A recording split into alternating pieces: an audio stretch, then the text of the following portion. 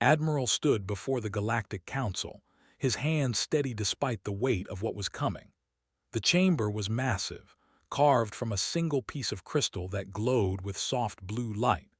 Around him sat representatives from 47 alien species, each one watching him with eyes that held no mercy.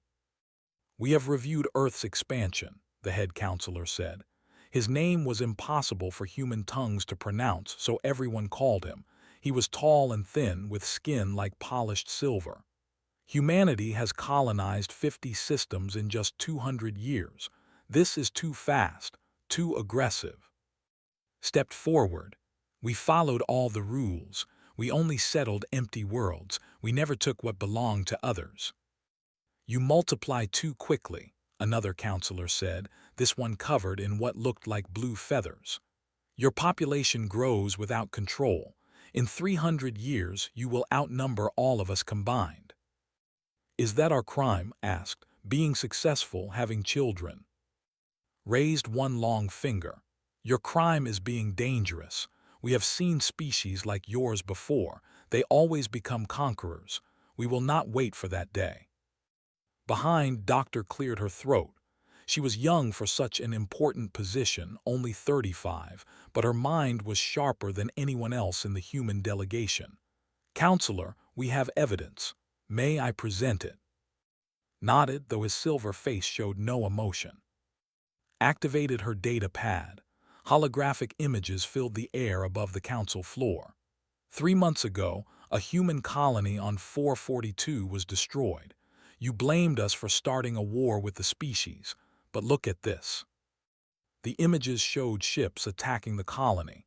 They looked human at first glance, but the scanned data told a different story. These ships were built by They painted them to look like ours. They attacked their own people and blamed us. Murmurs spread through the council chamber. Some counselors leaned forward with interest. Others looked away. "We found the same pattern in 7 other incidents," continued. Her voice was calm but firm. "Someone has been framing humanity. Someone wants you to fear us." Stood up slowly. "Enough. This evidence changes nothing. The vote has already been decided." "What? Couldn't believe it. You're not even going to investigate." "The matter is closed. Humanity is hereby banished from civilized space. You have 10 years to leave all your colonies. You will be confined to the dark frontier, a region beyond the galactic rim. The barrier will be activated, keeping you there for 100 years. The chamber erupted in a strange sound, the alien equivalent of applause. Realized with cold horror that most of them were celebrating. "This is murder," he said quietly. 8 billion people live in those colonies. Many of the worlds in the dark frontier can't support life. Where will they go?" "That is your problem now," said. "This council has spoken. You have 10 years. Use them wisely." The next decade was chaos.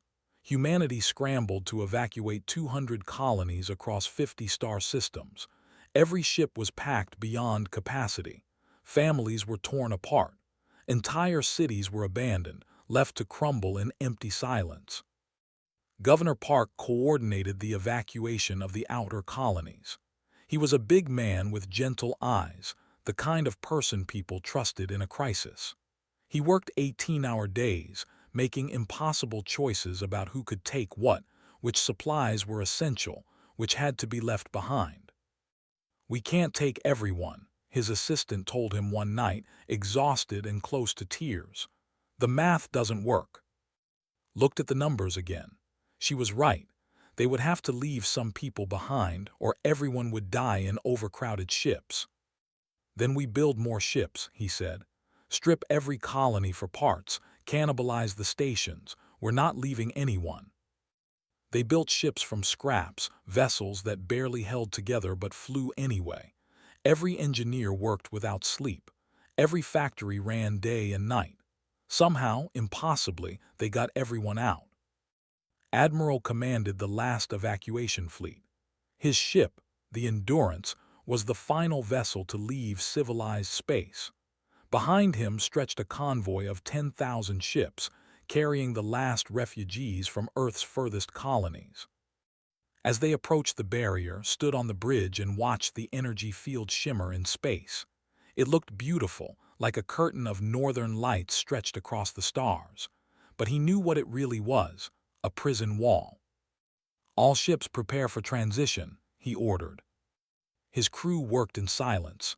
Everyone knew this was it. Once they crossed the barrier, they couldn't come back, not for 100 years, maybe not ever.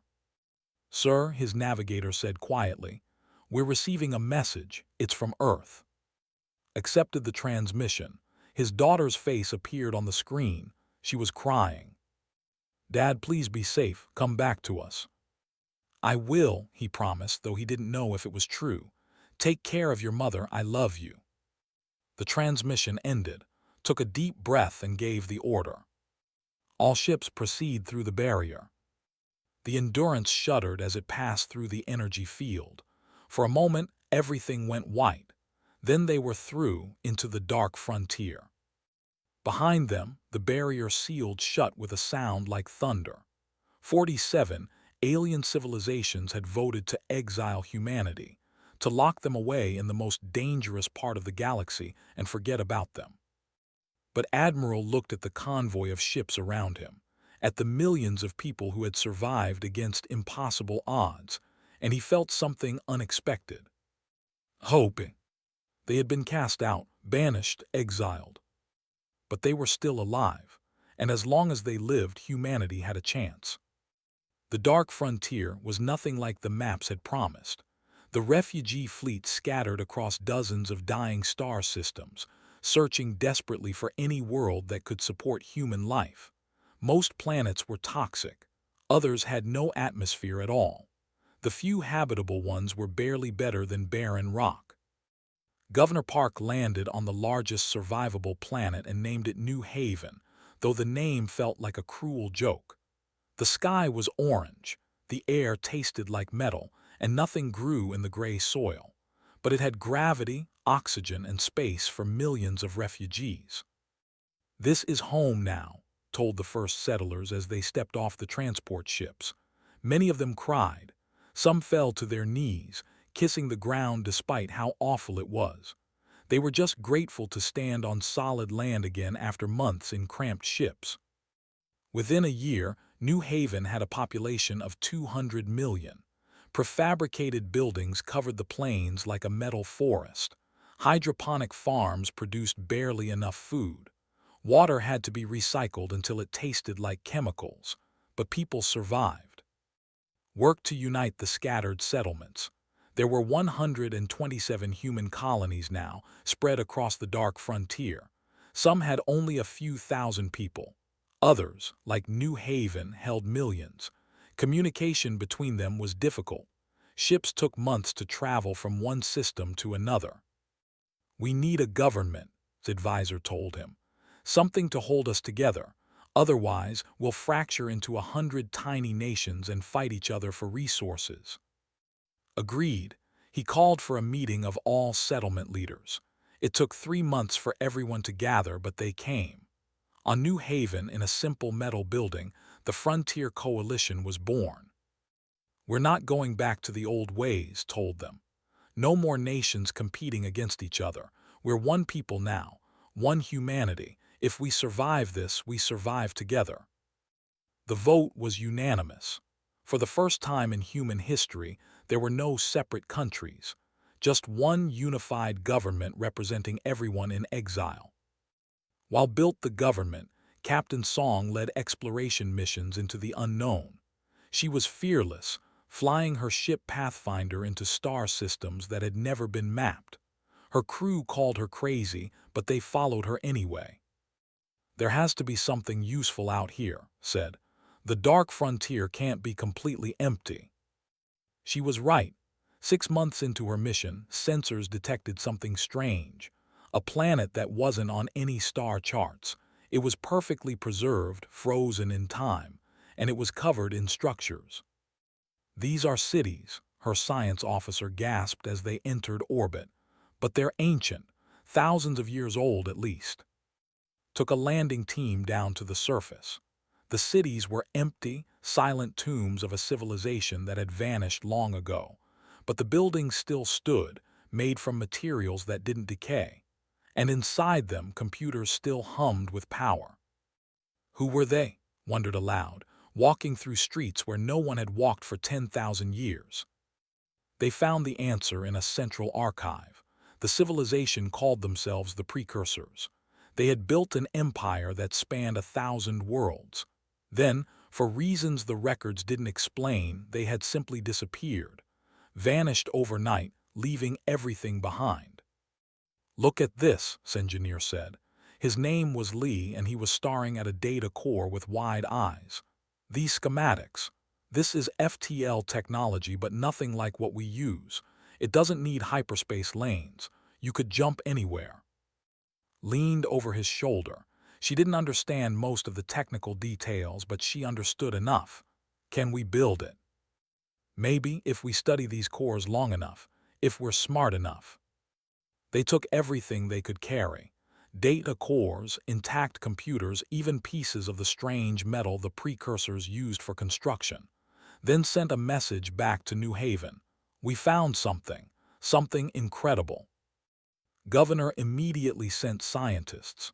Doctor, now the coalition's chief researcher, took charge of the project. She assembled the best minds humanity had and set them to work decoding precursor technology. It took years. The precursor language was unlike anything humans had encountered. Their mathematics worked on different principles. But slowly, piece by piece, humans began to understand. Engineer made the first breakthrough. He figured out the power system, a reactor that converted matter directly into energy with almost perfect efficiency. 1 kilogram of any material could power a city for a year. Then came the FTL drives. The precursors didn't travel through hyperspace like everyone else in the galaxy. They used something called phase shifting, moving ships slightly out of normal space. It was faster, more efficient, and didn't require following preset routes. But the greatest discovery was what Doctor called phase forging. It was a manufacturing technique that could create materials at the atomic level, building objects molecule by molecule. With phase forging, you could make anything if you had the right template and enough raw materials. "We can build ships," realized. "Ships better than anything the Galactic Council has. We can build weapons, tools, entire space stations. We can build a civilization." The work began immediately. Hidden in the depths of the dark frontier, far from any eyes that might be watching, humanity started to change. They weren't just surviving anymore. They were growing, evolving, becoming something new. Captain discovered 7 more precursor worlds. Each one held new secrets, new technology, and his team of engineers built the first human-made phase drive. It worked perfectly, cutting travel time between settlements from months to days. 20 years after entering exile, humanity had spread to 50 systems in the dark frontier. But these weren't the desperate refugee camps of the early days. These were advanced settlements with artificial gravity, perfect climate control, and food production that could feed billions. The biggest project was called the Phase Gate. It was idea, based on precursor designs. A gate could connect 2 points in space instantly, allowing ships to jump between systems in seconds instead of days. "If this works," told the Coalition Council, "we can connect every human settlement. We'll be able to move supplies, people, even military forces anywhere in minutes." Approved the project. It took 5 years to build the first gate. It was massive, a ring of dark metal 3 kilometers across, floating in space near New Haven. The test day came. Everyone watched on screens across the coalition. A small probe approached the gate. Phase energy crackled across the ring's surface, creating a window into somewhere else. The probe entered. For 3 seconds, nothing happened. Then, 12 light-years away, the probe emerged from a second gate near another settlement. The connection held. The phase gate worked. Cheers erupted across every human world. In his office on New Haven, Governor allowed himself a small smile. They had done it. Against everything, they had survived. They had adapted. They had thrived. Humanity was no longer a scattered group of refugees. They were becoming an empire. 50 years after the exile began, humanity had transformed the dark frontier into something no one could have imagined. But the greatest changes happened in secret, hidden from any eyes that might peer through the barrier. Director ran the most classified program in human history. She was a small woman with sharp features and eyes that never seemed to blink. Her office was deep inside a hollowed-out asteroid, surrounded by security that would make breaking into a fortress look easy. The project was called Shadow Fleet, and only a few thousand people knew it existed. "We're not building colonies anymore," told her lead architects. "Colonies can be destroyed too easily. We're building something that can move, something that can hide, something that can survive anything." The result was the fortress cities. Each one was a miracle of engineering, a mobile habitat the size of a small moon. Inside its armored shell, 500 million people could live in comfort. Gardens grew under artificial sunlight. Rivers flowed through carefully designed landscapes. Children played in parks that never knew real weather. But these weren't peaceful places. Every fortress city was also a weapons platform, bristling with phase cannons and protected by energy shields that could withstand a supernova blast. They could fly faster than light, phase in and out of normal space, and disappear from sensors completely. 12 fortress cities were built in total, scattered throughout the dark frontier. Each one was hidden inside a nebula or tucked into the shadow of a dead star system. Even if someone came looking, they would find nothing but empty space. While built the cities, General created the military to defend them. He was a brilliant strategist who had studied every major battle in human history and learned from them all. "The Council thinks we're primitives," said to his officers. "They think we fight like barbarians with overwhelming force and no subtlety. Let's prove them wrong." The Phantom Fleet was his masterpiece. Every ship was built using advanced phase technology. They could shift partially out of normal space, becoming invisible to all known sensor types. They could fly through solid matter. They could strike from nowhere and vanish before the enemy knew what hit them. But didn't just build weapons. He built a philosophy of war. "We don't conquer," he taught his soldiers. "We defend. We don't destroy civilizations. We disable threats. Every shot we fire should be precise. Every battle should end with minimum casualties on both sides. We're not trying to prove we're stronger. We're trying to prove we're better." While the military trained, Dr. Sora Bay pushed technology even further. She was doctors, a genius who had spent her entire life studying precursor science. Now, she led the research team that was making humans into something the galaxy had never seen. Her greatest achievement was reactive armor. It was a smart material that could analyze any weapon hitting it and instantly adapt to resist that type of attack. The first time it was tested, they fired a plasma cannon at a small sample. The material absorbed the blast without damage. They fired a kinetic round. The armor became harder than diamond. They tried a laser. The surface became perfectly reflective. "It learns from every attack," Sora explained to the Coalition Council. "After the first hit, that weapon becomes useless against it. Our ships will get stronger every time someone shoots at them." But Sora's team didn't stop there. They created self-repairing hull materials that could fix damage in seconds. They built engines that ran on almost no fuel. They designed weapons that could fire through phase space, hitting targets across light years. The automated factories were perhaps the most impressive achievement of all. Massive stations hidden in the asteroid fields, they built new ships without any human workers. Raw materials went in one end. Completed warships came out the other. They worked day and night, never stopping, never slowing down. In 50 years, those factories produced millions of ships. enough to field a fleet larger than all the Galactic Council's navies combined. But humanity didn't just focus on military power. They built universities that rivaled anything in civilized space. Artists created works of breathtaking beauty in zero gravity. Musicians composed symphonies that used alien instruments discovered in precursor ruins. Poets wrote about exile and hope and the dream of return. A new culture emerged, born from hardship but shaped by determination. Children grew up knowing they were part of something special. They learned the history of the exile, but also the story of survival. They were taught that humanity had been knocked down but never broken. Governor, now elderly but still sharp, presided over the birth of something unprecedented. In a ceremony watched by every human in the Dark Frontier, the Frontier Coalition became the new Terran Empire. Empire not of conquest but of unity, declared. Empire not of domination but of protection. We will remember what was done to us, but we will not become what they feared. We will become something better. The Empire's first elected emperor was a young man named Minyu. He had been born during the Exodus, had grown up in the refugee camps, and had dedicated his life to public service.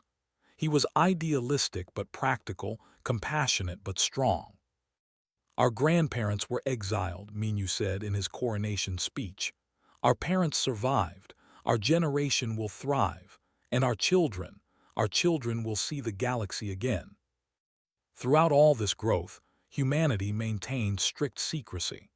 Director sent stealth probes beyond the barrier, tiny ships that could slip through the energy field without being detected. They watched and listened, gathering intelligence on the galaxy beyond. What they found was troubling. The Galactic Council had fallen into corruption. The species that had once worked together now competed viciously for resources. Minor wars broke out constantly. The Council's authority was fading. "They're fighting each other," reported to Emperor Minyu. "The unity they claim to protect is falling apart, and their technology hasn't advanced at all. They're using the same ships, the same weapons they had 100 years ago." "And us?" Minyu asked. "We're thousands of years ahead of them now, maybe tens of thousands. It's hard to compare." The 100-year mark approached. According to the exile terms, the barrier would fall automatically. The galaxy expected humanity to come crawling back, weak and desperate, begging for mercy.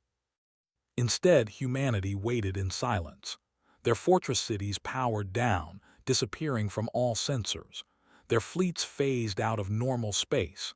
Every human settlement went dark, using stealth technology to become invisible.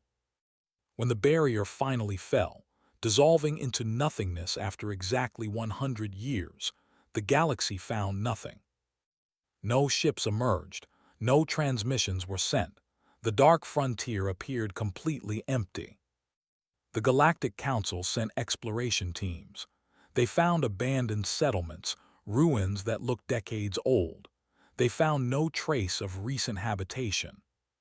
"Humanity is extinct," the Council declared. "The exile killed them as we knew it would. The matter is closed." They were wrong.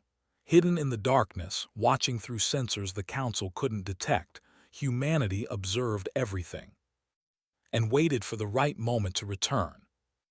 The invasion came from beyond the galactic rim, from the darkness between galaxies. They called themselves the Scowl Horde, and they swept through civilized space like a plague. The first species to fall was the same ones who had framed humanity 100 years earlier. Their home world was destroyed in hours. 3 billion dead. The survivors fled in terror, broadcasting warnings across the galaxy. "They don't negotiate," the ambassador screamed in a council emergency session. "They don't want territory or resources. They just destroy everything, everyone." The council mobilized their fleets, but it was too late.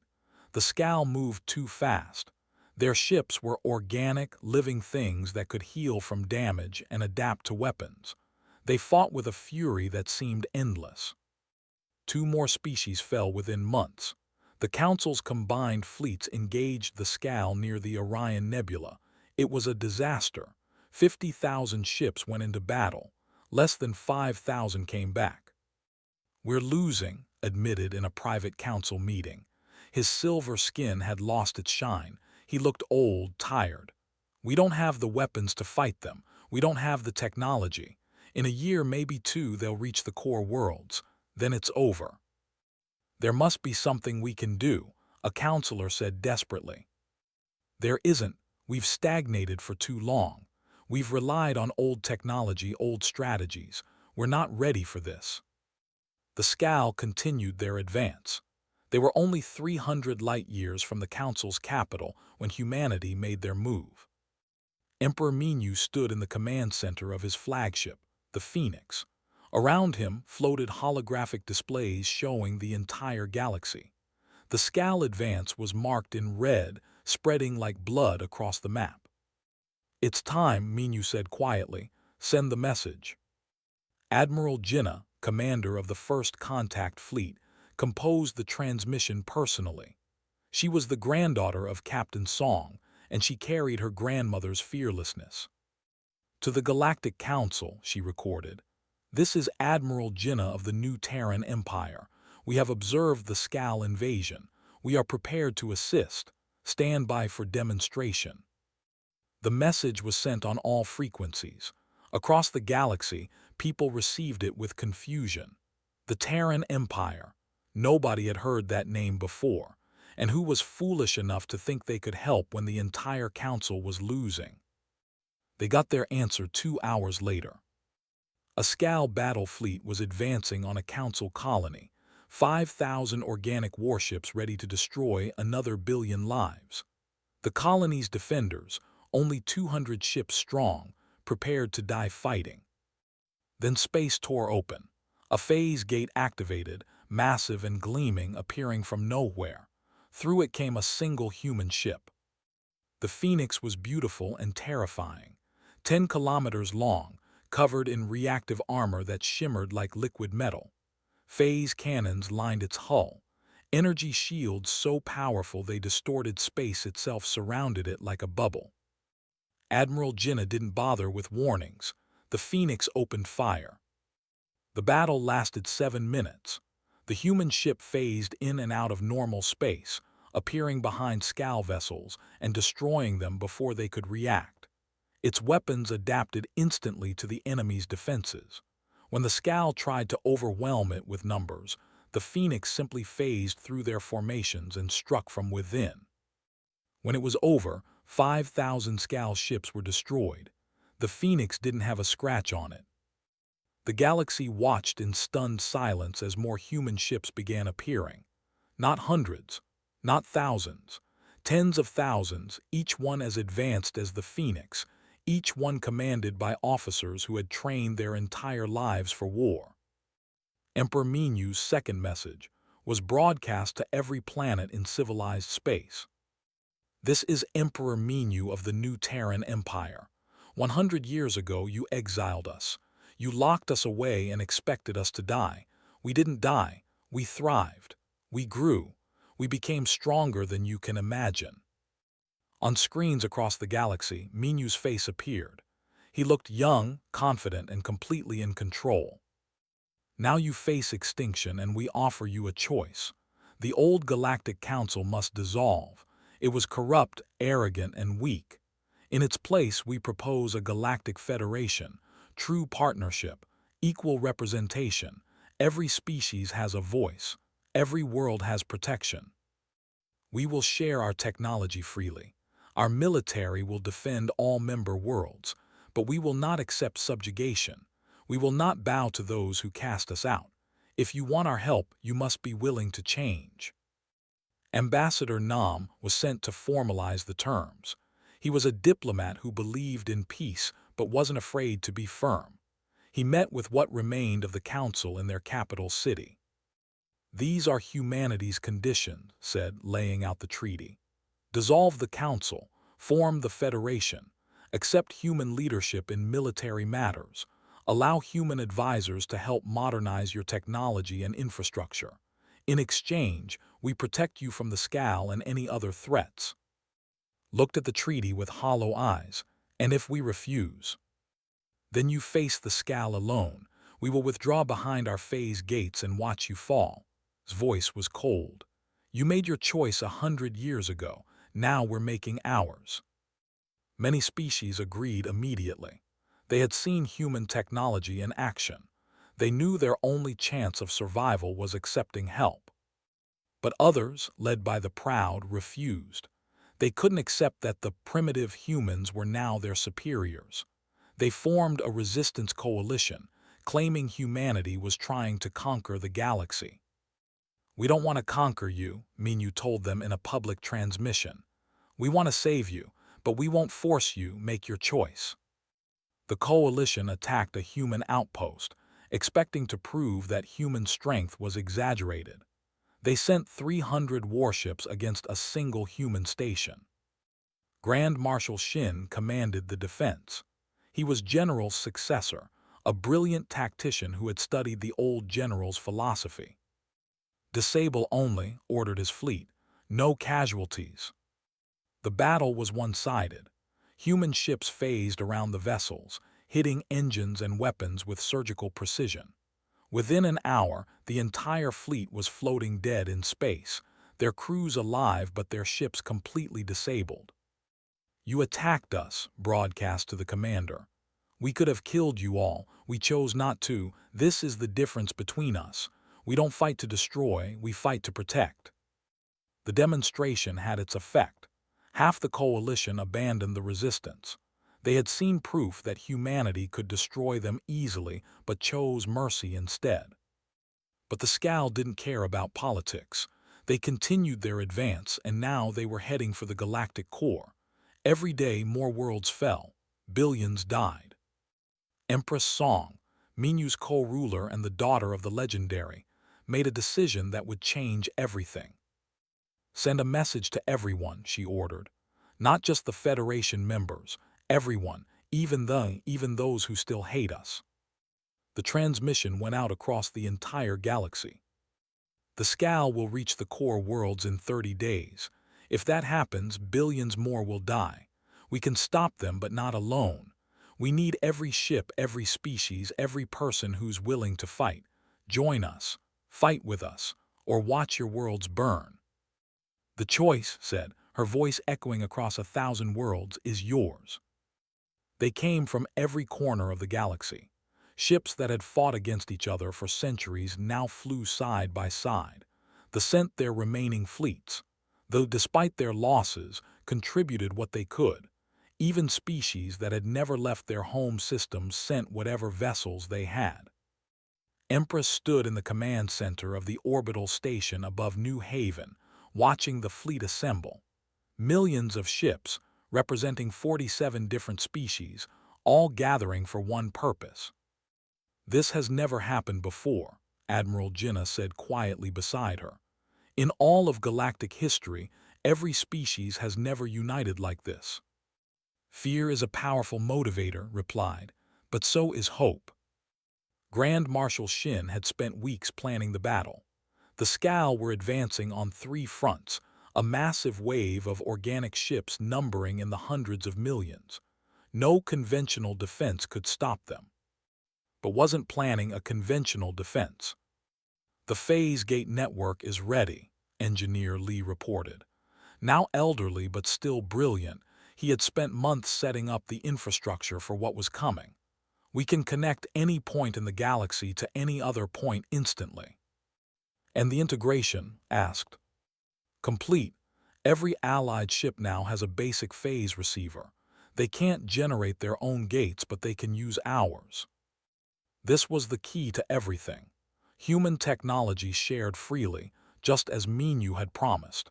Every ship in the Allied fleet could now use the phase gate network. They could be anywhere in the galaxy within seconds. The Scal Horde didn't know what was coming. The battle began at the Carina Nebula, where the largest Scal force was gathering. 200 million organic warships prepared to jump to the core worlds. Their victory seemed certain. Then phase gates opened. thousands of them all around the Scowl fleet. Through them poured the Allied forces. Strategy was elegant in its simplicity. The Scowl relied on overwhelming numbers and rapid adaptation, so he didn't give them time to adapt. Human ships would strike, destroy a target, then phase out and let another species' ships attack from a different angle. The Scowl would adapt to human weapons, then get hit with plasma. They'd adapt to that, then face kinetic rounds. And every time the Scowl tried to pursue, phase gates would move the Allied ships to safety and bring fresh forces in. "It's working," Jinnah reported from the Phoenix. "The Scowl can't adapt fast enough. They're confused, disorganized." But the Scowl were learning. They began focusing their attacks on the phase gates themselves, trying to destroy humanity's advantage. "Gates 7 through 12 are under heavy fire," warned. "If they fall, we lose our mobility in that sector." "Redirect defensive platforms," ordered, "and activate the backup gates." More phase gates opened, these ones protected by fortress cities. The massive mobile stations phased into the battle zone, their shields absorbing Scowl attacks while their weapons carved through enemy formations. The Battle of 1,000 Suns raged for 6 days. It was called that because at its peak, there were so many explosions that entire regions of space glowed like stellar nurseries. Ships fought and died by the thousands. Heroes emerged from every species. A young pilot named Kelvin saved an entire human squadron by ramming his damaged ship into a Scowl command vessel. A commander named held for 8 hours with only 12 ships, allowing civilian transports to evacuate. Human captains coordinated complex maneuvers with alien crews they'd met only days before. But it was Mediator who made the crucial breakthrough. She was head of the Integration Commission, the civilian organization responsible for combining different species' technologies. In the middle of the battle, she realized something. "The Scowl ships are organic," she told. "They're alive. That means they need sustenance, they need energy, and I think I know where they're getting it." Her analysis revealed that the Scowl were drawing power from a massive organic structure in dark space, a living network that connected all their ships. It was their strength, but also their weakness. "If we destroy that structure, we cut off their power source," explained. "Every Scowl ship will die at once." "Where is it?" asked. "Between galaxies, in the void where no one ever looks." It was a desperate plan. A strike force would have to leave the battle, travel beyond the galactic rim, and destroy a target in the darkest reaches of space. And they'd have to do it before the Scowl realized what was happening. Admiral Jinnah volunteered to lead the mission. She took a small fleet of fast ships, all equipped with the most powerful phase drives humanity had built. They jumped beyond the galaxy, into the darkness between stars. What they found there was horrifying. The Scowl's living network was enormous, a pulsing mass of organic matter the size of a solar system. It fed on dark energy, converting it into power for the Scowl fleets. It had been growing for millions of years, waiting for the Scowl to find a galaxy to devour. "All ships," Jinnah commanded, "focus fire on the central core, everything we have." The human fleet unleashed their weapons. Phase cannons tore into the organic structure. It tried to defend itself, growing armored sections and launching biological weapons. But it wasn't designed for war. It was designed to feed. When the core finally ruptured, the explosion was visible across half the galaxy. The living network died, and with it, every Scowl ship lost power simultaneously. Across 3 fronts, hundreds of millions of organic warships went dark and drifted lifelessly in space. The battle was over. The galaxy was saved.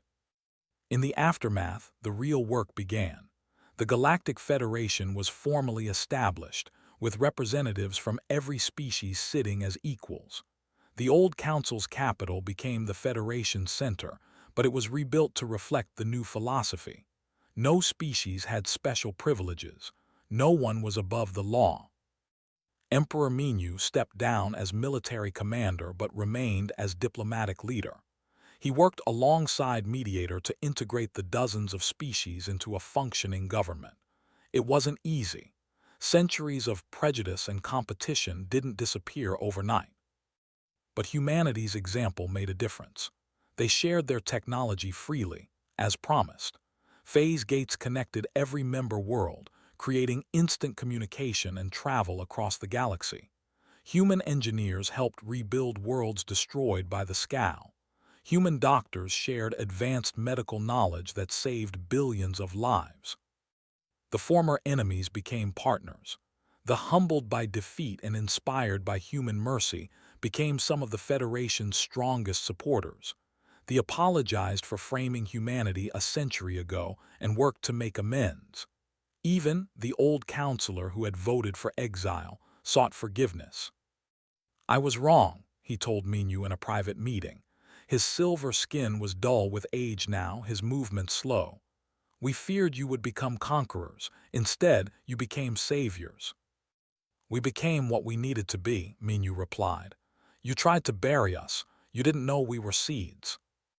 On the 100th anniversary of the Federation's founding, they held a ceremony on Earth. Representatives from every species came to honor the place where humanity had begun its journey. The planet had been restored, its cities rebuilt, its oceans cleaned. Admiral was there, impossibly old but still alive. He was 150 years old, kept alive by advanced medicine but still sharp in mind. He stood with his great-granddaughter, watching as the Federation's flag was raised. The flag combined symbols from all 47 species, woven together into something beautiful. At its center was a phoenix, humanity's symbol, rising from ashes. Around it circled the emblems of every other race, equal and united. "You did it, great-grandfather," the young woman said. "You survived the exile, you brought us home." Smiled, tears running down his weathered face. "I only survived. Your grandmother built the empire. Your parents won the war. You'll build the peace." He looked up at the flag, at the symbol of everything humanity had become. They had been cast out, exiled, left to die in the darkness. But they had turned that darkness into strength. They had transformed suffering into wisdom. They had chosen to help instead of seeking revenge. "They wanted to bury us," said quietly, echoing Minyu's words from long ago. "They didn't know we were seeds." Across the galaxy, on 1,000 worlds, 1 billion species celebrated together. The age of exile was over. The age of unity had begun. And humanity, once the outcasts of the galaxy, now stood as its guardians, not through conquest or domination, but through the simple choice to be better than those who had wronged them. The new Terran Empire had risen, but more importantly, they had lifted the entire galaxy with them. That was the real victory. That was what made them truly great.